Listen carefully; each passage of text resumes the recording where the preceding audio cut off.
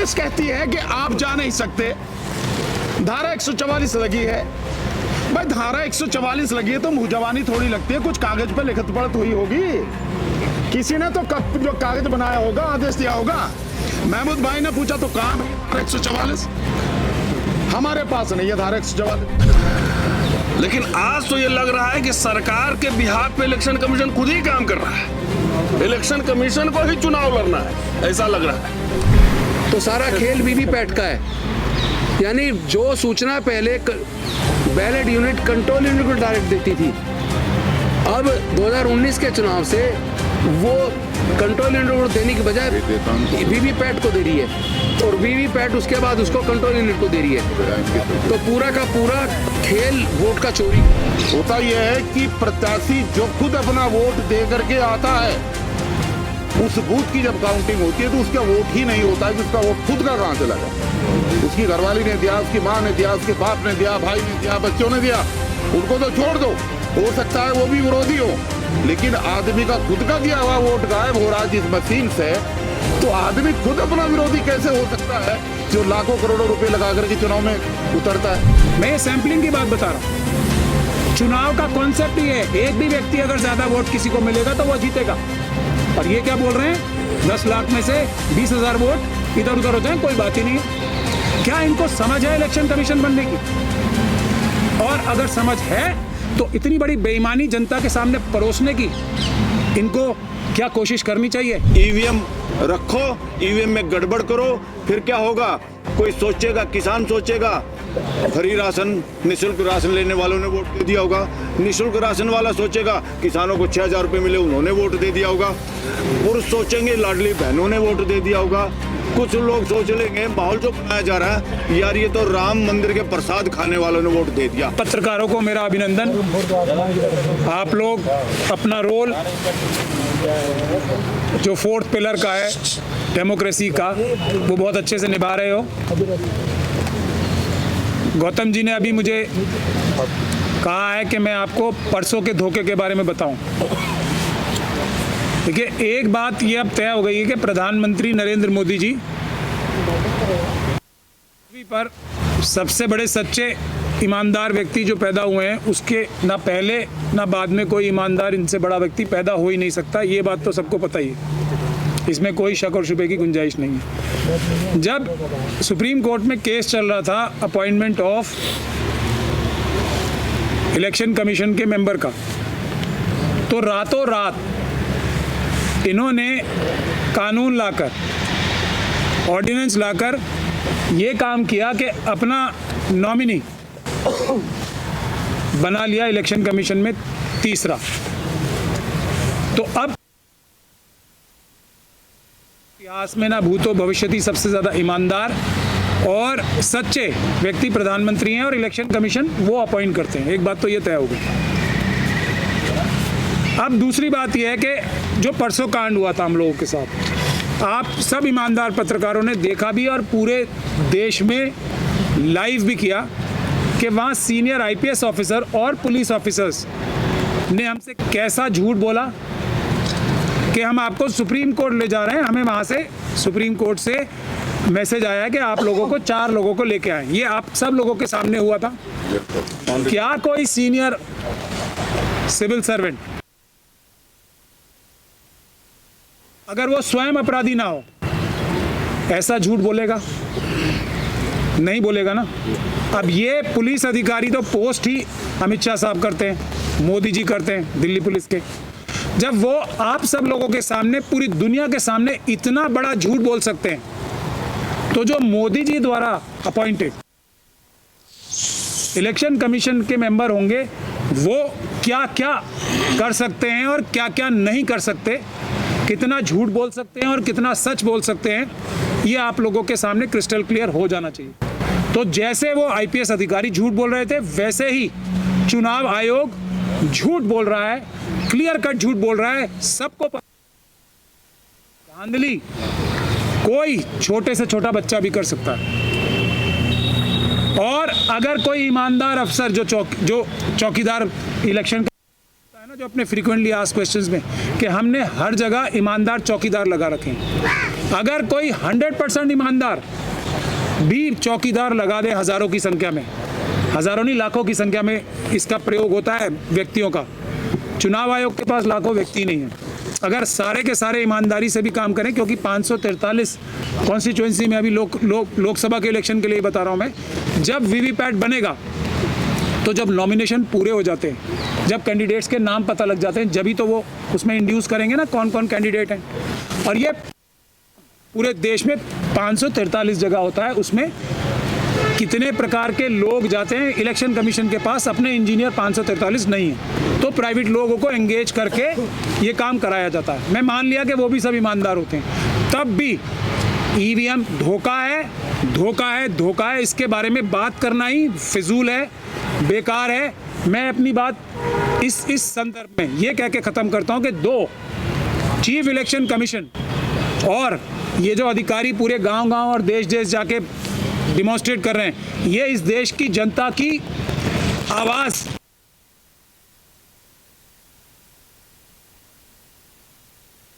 Political parties के हाथ में देने को तैयार नहीं था। ये मशीनें छूने की बात नहीं, अब तो सड़कों पे ले जाके दिखा रहे हैं। तो ये इस देश की जनता की सबसे बड़ी सफलता है, और चुनाव आयोग झूठ बोल रहा है उसका भी सबूत है सबसे बड़ा। इसके आगे जो ये 2 चीफ इलेक्शन कमीशन उतारे गए हैं, वो आप सभी लोगों से मैं गुजारिश करूंगा, आपके दर्शकों से जाके वो देखें, वो तो उनका क्या लाइन नज़र आती है इन दोनों इलेक्शन कमीशंस की, कि जो ये सैंपल सर्वे हो रहा है, जो सैंपल 2% ये वीवीपैट में से उठाते हैं, उसको ये मापदंड मान के ईमानदारी से चुनाव हो रहा है, ये कहना चाहते हैं ये दोनों के दोनों। एक कुरैशी साहब हैं और एक रावत साहब हैं, आप उनके इंटरव्यू देख सकते हैं। एक कुरैशी साहब ने देग में से चावल का एग्जाम्पल दिया था, पतीली में से, जैसे कि भारत के नागरिक वोटर्स पतीली के चावलों जैसे हैं, एक चावल देख लिया और सब देख लिया। एक एग्जाम्पल ये दे रहे हैं, और दूसरा एग्जाम्पल ये दे रहे हैं रावत साहब के error of margin of error इसमें 2% का है सिर्फ, तो इसलिए तो बिल्कुल 100% सुरक्षित है। अब ये मार्जिन ऑफ एरर अगर 2% का है तो ये कितना सुरक्षित है मैं आपके सामने पेश करता हूँ। अगर किसी कॉन्स्टिट्यूंसी में 10 लाख वोट पड़े तो 2% कितने हुए? 20,000 vote. 20,000 vote margin of error, जो मोदी जी के सबसे बड़े सिपह सलार हैं जिसको डिफेंड करने के लिए, वो बता रहे हैं कि 20,000 का अगर 10,000 वोट पड़े, 10 लाख वोट पड़े, तो 20,000 का मार्जिन ऑफ एरर होता ही है और हो ही सकता है। दुनिया में मैं जैसे मशीनों के बारे में बता रहा हूँ, कोई भी चिप या मशीन ऐसी नहीं बनी जो ख़राब ना होती हो, जो टेम्पर ना की जा सकती हो, दुनिया में नहीं बनी कोई। उसी तरीके से दुनिया में कोई भी सैम्पलिंग का ऐसा मेथड नहीं बना जिसमें मार्जिन ऑफ एरर ना हो। इसमें तो वो खुद ही बता रहे हैं 2%। मैं आप लोगों के सामने ये भी रखना चाहता हूँ देश की जनता से, हमें टेक्निकलिटीज़ में जाना ही नहीं है, पेपर बैलेट से चुनाव होंगे और कुछ नहीं। अब आप मुझे ये बताइए, क्या चुनाव सैम्पलिंग से होता है? क्या एक वोट से चुनाव नहीं जीता जा सकता? जिन इलेक्शन कमीशंस को, वो हमारे इलेक्शन कमीशन कितने लंबे लंबे टाइम तक रहे, ये नहीं पता क्या वो इलेक्शन कमिश्नर बनने के लायक थे कि एक वोट से भी चुनाव हारा और जीता जाता है? वो बता रहे हैं कि 10,000 सरकार गिरी थी, तो एक वोट से मैं एक थोड़ी एक बार मैं, वो तो चलिए मेंबर ऑफ पार्लियामेंट थे, मैं ये सैम्पलिंग की बात बता रहा हूँ। चुनाव का कॉन्सेप्ट ही है, एक भी व्यक्ति अगर ज़्यादा वोट किसी को मिलेगा तो वो जीतेगा। और ये क्या बोल रहे हैं, 10 लाख में से 20,000 वोट इधर उधर हो जाए, कोई बात ही नहीं है। क्या इनको समझ है इलेक्शन कमीशन बनने की? और अगर समझ है तो इतनी बड़ी बेईमानी जनता के सामने परोसने की इनको क्या कोशिश करनी चाहिए? तो जनता इनके बहकावे में बिल्कुल ना आए। मैं आप लोगों से ये कहना चाहता हूं कि बिल्कुल किसी डिस्कशन में नहीं पड़ना है। देश की जनता ने डिसाइड कर लिया है, पेपर बैलेट से चुनाव होंगे। और अगर किसी को कोई शुबा है, कोई शक है, तो रास्ता ईवीएम हटाओ संयुक्त मोर्चा का काम आपको लग रहा होगा मैं कर रहा हूं, लेकिन इसमें कोई रिस्क नहीं है, क्योंकि वो 100% झूठ बोल रहे हैं, 1 मिनट में पकड़े जाएंगे। हम उनके मुंह से एक कहलवा लेंगे, दोनों चुनाव आयोग आ जाए रिटायर्ड, कि हाँ इसमें धांधली होती है और पेपर बैलेट से अगर चुनाव होगा तो जल्दी होगा, पहला। दूसरा, और कम से कम धांधली वाला होगा, तीसरा। और सबसे कम खर्च वाला होगा चौथा। ये 4 पॉइंट्स का हम चैलेंज मोदी जी को भी और ये जो 2 सिपह सलार इन्होंने जनरल्स उतारे हैं उनको भी दे रहे हैं। ईवीएम हटाओ संयुक्त मोर्चा आज की प्रेस वार्ता में स्तंभ के बात मजबूत प्रहरी मेरे सभी प्रेस वाले साथियों का आज बहुत बहुत अभिनंदन, आने का बहुत बहुत शुक्रिया, आपका बहुत बहुत धन्यवाद। देखो, हमारी मशीन में कोई गड़बड़ी नहीं है। मेरा एक बहुत छोटा सा सवाल उनसे, इलेक्शन कमीशन से, हालांकि उनके पास कोई जवाब नहीं है, पर फिर भी मैं कहता हूं, क्या इलेक्शन कमीशन जिन लोगों को डेमोन्स्ट्रेशन करके दिखा रहा है, दिखाने से पहले ये बताता है कि ये ईवीएम मशीन की जो तकनीक है वो क्या है? ये बताता है कि ये तकनीक कैसे काम करती है? ये बताता है कि इसमें किस तरह से मैनिपुलेशन हो सकती है या नहीं हो सकती? बताता है। क्या ये बताता है कि ये जो मशीनें हैं ये कहां से सर्टिफाइड हैं, किस जगह से सर्टिफाइड हैं? आप अगर खाने की चीज लेने जाते हो तो उस पे IFSSI का निशान होता है, होता नहीं होता? FSSI का निशान होता है नहीं होता? बाकायदा उसकी मोहर लगी, यानी वहां से सर्टिफाइड है। आप और कोई चीजें लेते हो, होता कि नहीं होता?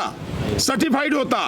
माना आप कुकर लेने चले जाओ तो उस पर लिखा तो ना ISI मार्क, उसका सर्टिफिकेशन होता है। ईवीएम मशीन के पास है क्या? वीवीपैट मशीन के पास है क्या? ये किसने बनाई, इसका कोई डाटा उसके पास है क्या? जिसने बनाई क्या उसने पेटेंट कराया? ये है, कराया तो कहां कराया? ये जो सारी चीजें टेक्निकलिटी, हम एक एक चीज को जानते हैं। और ये जितने 2 पहलवान उतारे हैं ना, इन दोनों को चैलेंज, वर्तमान इलेक्शन कमीशन को चैलेंज, तुम में अगर हिम्मत है, तुम अगर वाकई में सच कह रहे हो और ये सब कुछ सच है, मैदान में आओ ना, मैदान में आके खुली डिबेट करते हैं, दुनिया भर के मीडिया को बुलाओ और उस समय जो सच सबके सामने आएगा उसे दुनिया को दिखाओ। नहीं, मशीन भी एक्सचेंज करो, हम अपनी दे रहे हैं, आप अपनी दो, निश्चित रूप से पता लगेगा ना। ये सब कुछ उनमें हिम्मत नहीं है। ये किसी कोने में बिठा के कहीं कैसे ये टर मचाने के लिए लोग खड़े कर दिए हैं। हम इससे घबराने वाले नहीं हैं और इस देश की जनता भी उनके झांसे में आने वाली नहीं है। और इस सबके पीछे है कौन? असली जो चीज है, इस सबके पीछे है कौन? क्या इलेक्शन कमीशन? नहीं, महमूद भाई ने बता दिया, इलेक्शन कमीशन तो जिसने अपॉइंट किया है वो उसके हाथ की कठपुतली है, वो तो उसके लिए काम करता है। और किया किसने? सरकार ने। तो असली खेल किसका है इसके पीछे? इसके पीछे खेल है सरकार का। और वो इस बात से भी सिद्ध होता है कि जब हम पटियाला हाउस कोर्ट से चुनाव आयोग तक मार्च करना चाहते थे, हमें रोका किसने? दिल्ली पुलिस ने। किसके अंडर में? होम मिनिस्ट्री के अंडर में। कौन है मुखिया? अमित शाह। अमित शाह और मोदी कौन है? दोनों एक हैं, कोई अंतर नहीं है। इसका मतलब सरकार ने हमें रोका। क्यों? कि जनता के सामने सच ना आ जाए। वो समझ गई है कि ये तो इतनी बुरी तरह से तुल गए हैं, ये तो ऐसे आके मैदान में डट गए हैं कि इनसे कैसे जान बचाई जा, तो इन्हें कम से कम वहीं तक जाने से रोको आप, ताकि सच ना पता लग जाए। और यही चीज हुई परसों। परसों हम कर रहे थे? क्या अपराध था हमारा? कोई अपराध नहीं। उस दिन मैक्सिमम संख्या में, हजारों की संख्या में एडवोकेट्स थे, कुछ हमारे और भी साथी थे सिविल सोसाइटी के, लेकिन मैक्सिमम, आप तो सारे मीडिया के साथी वहां पे थे, आपने तो अपनी आंखों से देखा, वो सारे के सारे साथी जो वहां पे थे एडवोकेट थे। और हम माननीय सर्वोच्च न्यायालय के सामने जाना चाह रहे थे। क्यों जाना चाह रहे थे? हमारे साथ में बैठे हैं, ये देखिए अतुल भाई जी बैठे हैं, अतुल पटेल जी, ये गुजरात से हैं और अपनी जान को जोखिम में डाल के ये जगह जगह वीवीपैट का प्रदर्शन, ईवीएम और वीवीपैट का प्रदर्शन दिखा रहे हैं। ये अपनी मशीन लेके आए। पुलिस कहती है कि आप जा नहीं सकते, धारा 144 लगी है। भाई धारा 144 लगी है तो मुंह जवानी थोड़ी लगती है, कुछ कागज पे लिखत पढ़त हुई होगी, किसी ने तो जो कागज बनाया होगा, आदेश दिया होगा। महमूद भाई ने पूछा तो कहां भैया धारा 144? हमारे पास नहीं है धारा 144। तो वैसे ही कह रहे हो भाई, तुम सरकारी आदमी हो, हम वकील हैं, कानून की बात कर रहे हो, हम कानून की बात कर रहे हैं, तो दिखाओ धारा 144। पुलिस ने धारा 144 का कागज हमें नहीं दिखाया, कोई आदेश नहीं दिखाया। इसका मतलब साहब एक धारा नहीं है, उन्होंने मुंह जवानी कर रखी है। और एडिशनल डीसीपी वगैरह भी सब वहां पे थे। फिर वो कहने लगे कि भाई हम आपको नहीं जाने देंगे, क्योंकि जो वहां से सुप्रीम कोर्ट से आया है आदेश कि भाई इनको यहां तक नहीं पहुंचने देना। तो महमूद भाई ने कहा कि भैया फिर उसे दिखा दो। जो तुम संविधान के तहत काम कर रहे हो, कानून के तहत काम कर रहे हो, हम कानून के लोग हैं, कानून दिखाओ ना हमें रोकने का। और फिर भी लेते हैं तो धारा 144 हो या कोई भी हो, संविधान से ऊपर थोड़ा ही है। संविधान का अनुच्छेद 19 और संविधान का अनुच्छेद 21 इस देश के हर नागरिक को, हर किसी को, 140 करोड़ नागरिकों को अधिकार देता है कि वो कभी भी कहीं भी शांतिपूर्वक तरीके से, संवैधानिक तरीके से, लोकतांत्रिक तरीके से, बिना किसी हथियार के अपनी बात रख सकता है, प्रदर्शन कर सकता है। यह संविधान, तो धारा 144 संविधान के ऊपर थोड़ा ही है, संविधान ऊपर है।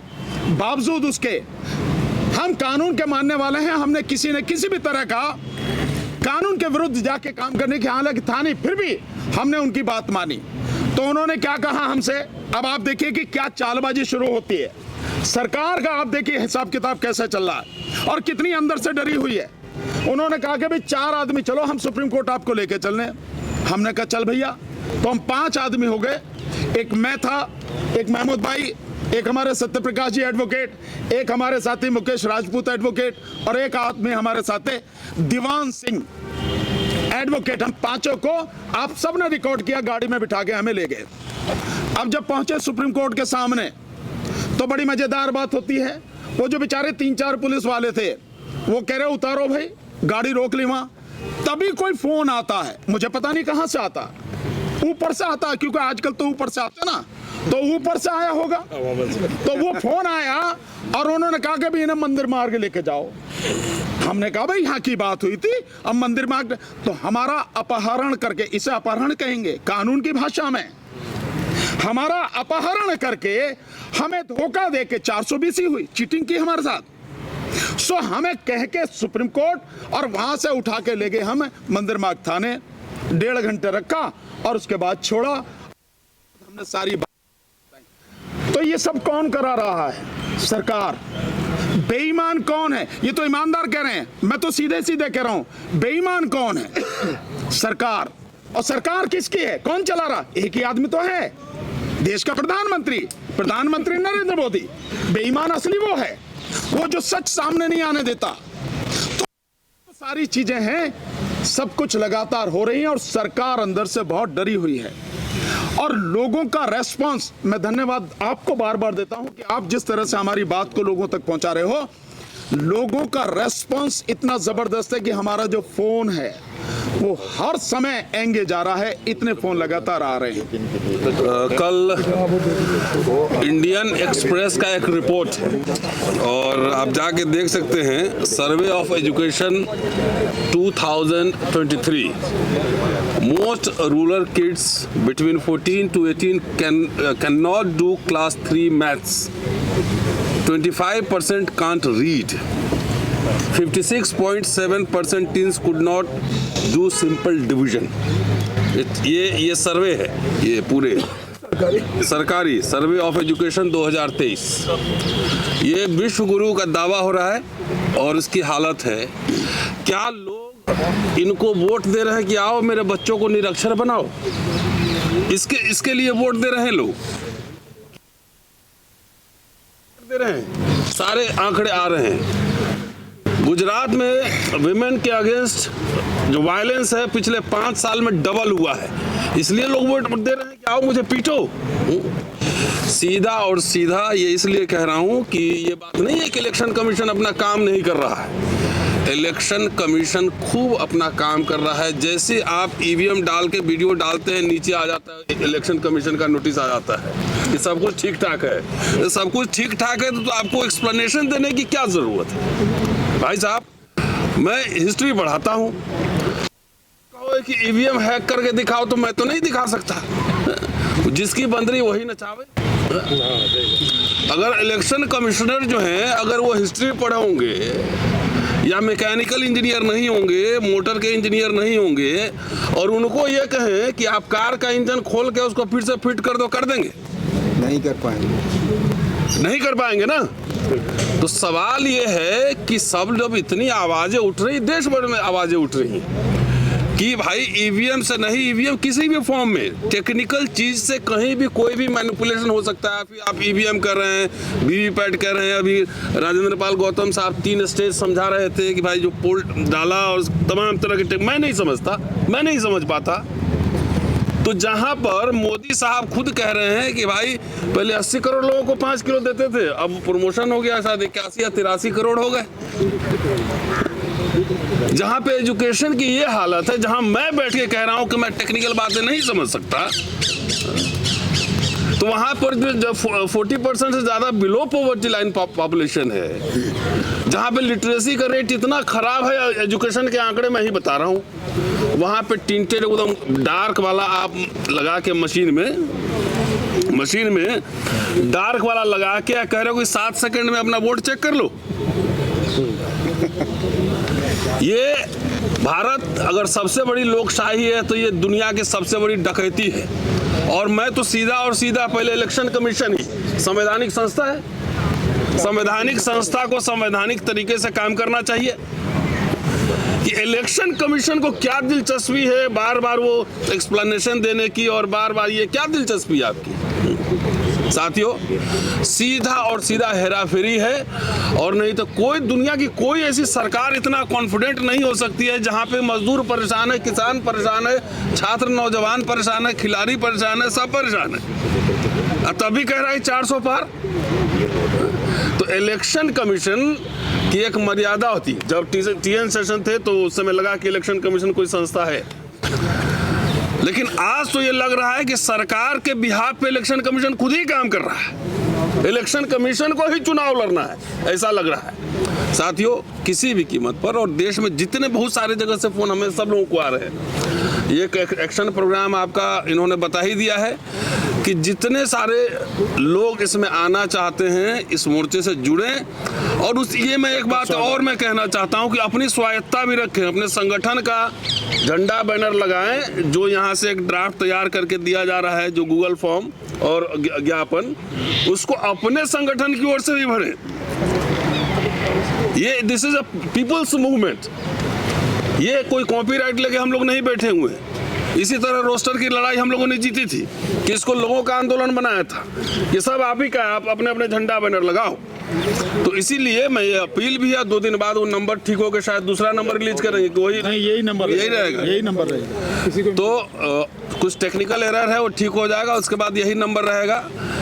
कि साथियों, इसलिए हर कीमत पर भाई सिंपल आप 3-4 स्टेज बता रहे हो, सिंपल मुझे पन्ना दो, मुझे उसमें दिख जाएगा कि कहाँ साइकिल है, कहाँ हाथी है, कहाँ हाथ है, मुहर मारेंगे, डब्बे में डालेंगे। इतनी सिंपल प्रक्रिया को आप इतना कॉम्प्लिकेट कर रहे हो।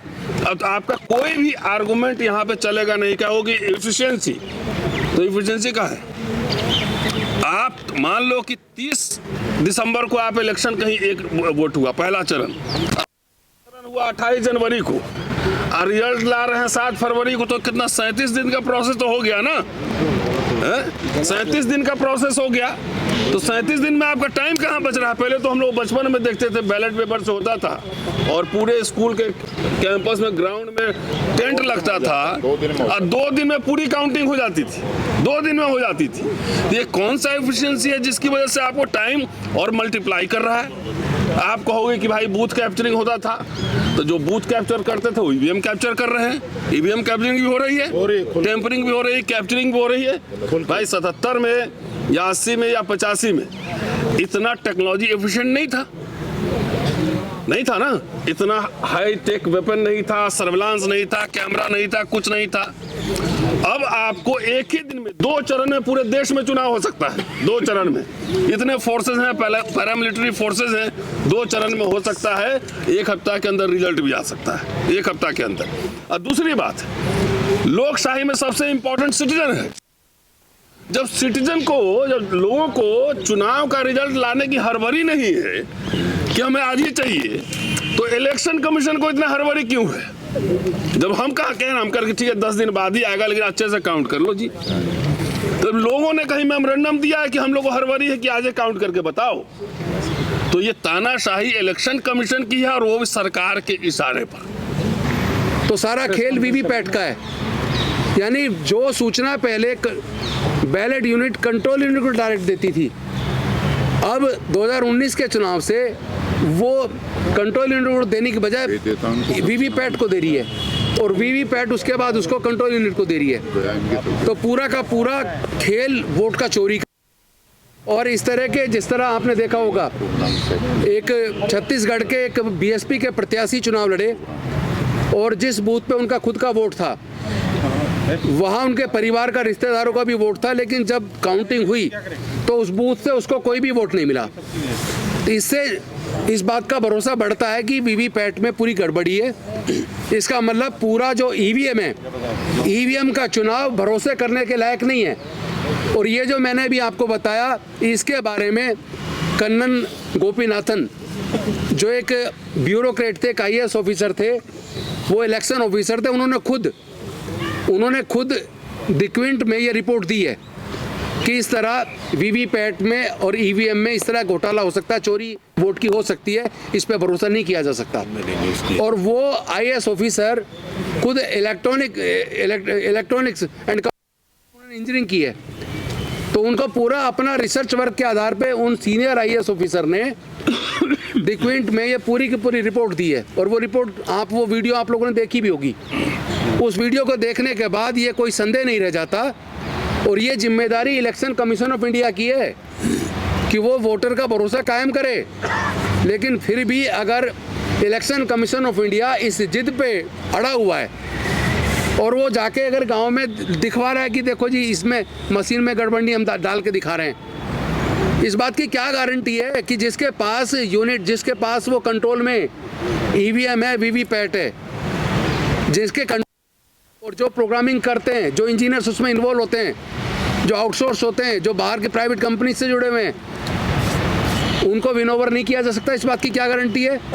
क्योंकि जब को विनोवर कर लिया जाता है या डरा दिया जाता है, जो इलेक्शन ऑफिसर होते हैं या जो रिटर्निंग ऑफिसर होते हैं, जहाँ काउंटिंग होती है, आपने देखा होगा कई जगह सपा के उम्मीदवारों को, कई जगह बसपा के उम्मीदवारों को, कई जगह आरजेडी के उम्मीदवारों को, चाहे वो यूपी वाला चुनाव हो, चाहे बिहार वाला चुनाव हो, उन चुनावों के अंदर कई जगह बीएसपी के प्रत्याशी को, सपा के प्रत्याशी को, आरजेडी के प्रत्याशी को उन्होंने जीत डिक्लेयर कर दिया, लेकिन जीत का सर्टिफिकेट नहीं दिया। लेकिन उसके कुछ देर बाद उन अधिकारियों ने बीजेपी के लोगों को जीता हुआ डिक्लेयर करके उनको सर्टिफिकेट दे दिया। अब आदमी लड़ता रहे। और कितनी सारी कंप्लेंट्स उन्होंने इलेक्शन कमीशन ऑफ इंडिया में डाली हैं। अगर सपोज करो जिसको धोखे से हरा दिया, उसने इलेक्शन कमीशन ऑफ इंडिया में दोबारा गिनती की बात की और इलेक्शन कमीशन ऑफ इंडिया उसको रिजेक्ट कर देता है, तो उसके बाद वो कोर्ट जाए, कोर्ट में लड़ता रहे, तारीख पे तारीख, 5 साल निकल गई। एक केस हमारे सामने, पहली आप सब लोग उसमें थे, हमारे एक साथी आए थे राजस्थान से। चुनाव होता है और चुनाव होने के बाद में भारतीय जनता पार्टी का प्रत्याशी ये घोषित करता है कि मुझे इतने वोट मिलेंगे, और वो साथ में ये भी घोषित करता है कि इस देश में मेरा जो प्रतिद्वंदी है कांग्रेस का प्रत्याशी, उसको इतने वोट मिलेंगे। और जिस दिन काउंटिंग होती है तो जो उसने भविष्यवाणी की है उतने ही वोट निकलते हैं। भारतीय जनता पार्टी के प्रत्याशी को 92,000 एक सेकंड के लिए बंद नहीं, और कांग्रेस के प्रत्याशी को उससे बहुत कम। तो ये जो सारी चीजें हो रही हैं, ये क्या है, इसमें कुछ बताने की जरूरत। मध्य प्रदेश का मैटर था ये। और जो अभी राजनेपाल गौतम ने जो बताया, ये तो केस कई सालों से चल रहे हैं, क्योंकि मैं तो 3 चुनाव लड़ चुका हूँ विधानसभा का। होता यह है कि प्रत्याशी जो खुद अपना वोट दे करके आता है, उस बूथ की जब काउंटिंग होती है तो उसका वोट ही नहीं होता है कि उसका वोट खुद का कहाँ चला गया। उसकी घरवाली ने दिया, उसकी माँ ने दिया, उसके बाप ने दिया, भाई ने दिया, बच्चों ने दिया, उनको तो छोड़ दो, हो सकता है वो भी विरोधी हो, लेकिन आदमी का खुद का दिया हुआ वोट गायब हो रहा है जिस मशीन से, तो आदमी खुद अपना विरोधी कैसे हो सकता है जो लाखों करोड़ों रुपए लगा करके चुनाव में उतरता है। इससे बड़ी कोई धांधलेबाजी हो नहीं सकती। कुल मिलाकर ईवीएम हटाओ मोर्चा इस बात के लिए अड़िग है कि किसी भी सूरत में आने वाले 2024 का लोकसभा का चुनाव बैलेट पेपर से होगा, ईवीएम से हम चुनाव किसी भी सूरत में होने नहीं देंगे। और हम उम्मीद करते हैं कि आपके इस प्यार और मोहब्बत और ये प्रचार करने का माध्यम है जो पूरा देश इस मुद्दे को लेकर के आंदोलन के लिए खड़ा हो चुका है। इस लोकतंत्र के चौथे प्रहरी के रूप में सच्चे प्रहरी वास्तव में हमारे ये तमाम साथी ही हैं जिनकी वजह से इस आंदोलन को हम आगे बढ़ा पाए हैं। और इस जो हमने 6 साथियों की कोऑर्डिनेशन कमेटी राष्ट्रीय स्तर पर घोषित की थी, इसमें भी हम जो समान विचारधारा के साथी रहेंगे उनको निश्चित रूप से हम लोग इसमें शामिल करेंगे, क्योंकि हम चाहते हैं कि मैक्सिमम लोग एक जैसी विचारधारा के आएं और ये आंदोलन बढ़े। हमारे जिन साथियों ने देश के जिस कोने में भी, उनका संगठन चाहे कोई भी है, उनका बैनर चाहे कोई भी है, जहां पर भी ईवीएम के विरोध में वो प्रोग्राम कर रहे हैं, हमारा समर्थन, अगर उनको हमारी जरूरत है तो हम वहां पर फिजिकली जाएंगे, और जरूरत नहीं भी है तो भी हम वहां पर जाएंगे। हमारा तन मन और धन हर तरीके से उनके साथ पूरी तरीके से पूर्ण समर्थन है, संपूर्ण समर्थन है। और जो दिल्ली के अंदर 31 जनवरी को एक प्रोग्राम ईवीएम के खिलाफ होने जा रहा है, मैं तमाम साथियों को जो आपके चैनल के माध्यम से हमारी आवाज सुन रहे हैं, ईवीएम हटाओ संयुक्त मोर्चा इस बात का आह्वान करता है कि सब लोग उस प्रोग्राम में शिरकत करें, शामिल हो और उसको कामयाब करें, क्योंकि ये एक आदमी की लड़ाई, एक संगठन की लड़ाई नहीं है, बल्कि उन तमाम साथियों की लड़ाई है जो ईवीएम को हटा करके बैलेट पेपर से देश के अंदर चुनाव कराना चाहते हैं। धन्यवाद। मैं देख रहा हूँ अभी ये ईवीएम हटाओ संयुक्त मोर्चा इस वक्त जो काम कर रहा है, ये देश की जनता का एक तरह से प्रतिनिधित्व कर रहे हैं। आंदोलन पूरे देश का है, पूरे देश के लोग इस आंदोलन से सहमत हैं। और सरकार इस वक्त किस काम, सरकार को आज जो सत्ता में लोग बैठे हुए हैं उनको स्पष्ट नजर आ रहा है कि इनकी हार आगामी इलेक्शन में है।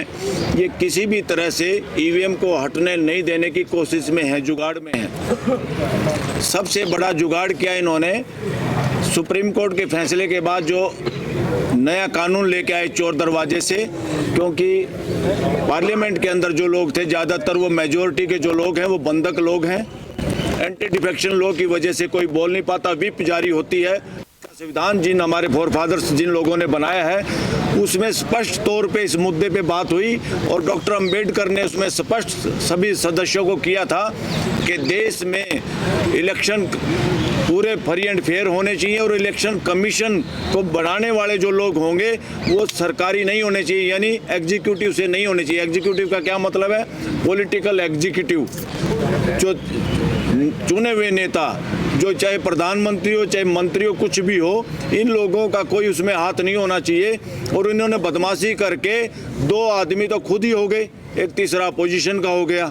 अपोजिशन वाले की तो कोई पूछ ही नहीं, ना उसको चिट्ठी मिलनी, फॉर्मेलिटी होनी है और 2 आदमी अपनी मर्जी से फैसला कर लेंगे। इससे बड़ा देशद्रोह, देश के साथ धोखा कोई नहीं है। ये कानून बनाने वाले वो पार्लियामेंटेरियन भी और इस वक्त की जो सत्ता है ये देशद्रोह का काम करिए। देशद्रोही सबसे बड़े ये लोग हैं। एक और बड़ा षड्यंत्र है इसके पीछे, जितनी भी वेलफेयर स्कीम है वो आर्थिक समानता के लिए नहीं हो रही है, ना आर्थिक न्याय के लिए हो रही है और ना कोई पॉलिटिकल न्याय के लिए काम हो रहा है। अब देखिए, एक नोटबंदी हुई थी बिना रिजर्व बैंक की सलाह के, एक वो बड़ा फ्रॉड हुआ था देश के साथ अपनी मनमानी करने के लिए, उसका रिजल्ट कुछ नहीं निकला। बिना उसके एक्सपर्ट लोगों के पूछे, इस देश का बैंक रिजर्व बैंक है जो कंट्रोल करता है सारा मुद्रा को, सारे नोटों को, उसकी भी पूछ नहीं हुई। ये क्लियर है इस देश के सामने। सुप्रीम कोर्ट में जब प्रधानमंत्री इस तरह का फैसला ले सकता है इस देश में, इसका मतलब है कि कोई चीज नहीं है देश में। आदमी डेमोक्रेसी के नाम पे कुछ लोग शासन कर रहे हैं या निरंकुशता से कब्जा किए बैठे हैं देश में। इसी तरह से कहीं किसानों के आंदोलन को 13 महीने लोग मर गए, सैकड़ों लोग मरे और उन सैकड़ों लोगों के मरने पे किसी एक को उपराष्ट्रपति का पद फ्री पॉकेट में मिल जाता है।